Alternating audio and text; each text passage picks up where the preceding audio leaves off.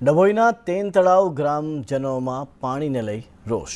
તાલુકા પ્રમુખના ગામમાં જ પીવાના પાણીની સમસ્યા. ગામમાં પીવાનું પાણી ન મળતા ગ્રામજનોએ વિરોધ દર્શાવ્યો.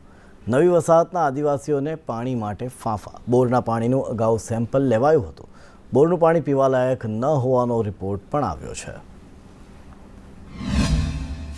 આદિવાસી વિસ્તારોમાં ગ્રાન્ટો તો ફાળવવામાં આવે છે, પરંતુ ડભોઈ તાલુકાના જે તેન તળાવ વસાહતની જો વાત કરવામાં આવે તો એ નવી વસાહતમાં 80 થી 100 જેટલા પરિવારો રહે છે, પરંતુ પીવાના પાણી માટે ક્યાંક વલખા મારવા પડે છે.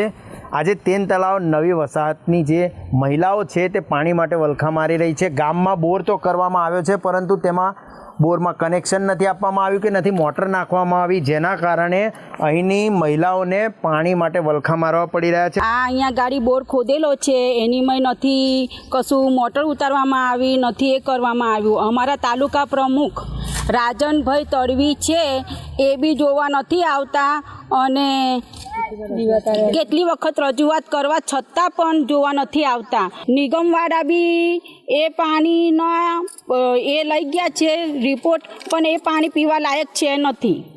તો અહીંયા મહિલાઓનું જણાવવાનું છે કે જે પાણીના રિપોર્ટ લઈ ગયા છે તે પાણી અહીંયા હાલ પીવા જેવું નથી, અને જે નવો બોર કરી દેવામાં આવ્યો છે તો તે નવા બોરમાં કનેક્શન નથી આપવામાં આવ્યું, નથી મોટર આપવામાં આવી. એવી છે કે તેમના આદિવાસી જ નેતા છે અને તાલુકા પ્રમુખ પણ છે, તો તે તાલુકા પ્રમુખને ગુહાર લગાવી રહ્યા છે અહીંના મહિલાઓ, અને કહી રહ્યા છે કે અહીંયા પીવાનું પાણી વહેલામાં વહેલી તકે પૂરું પાડવામાં આવે.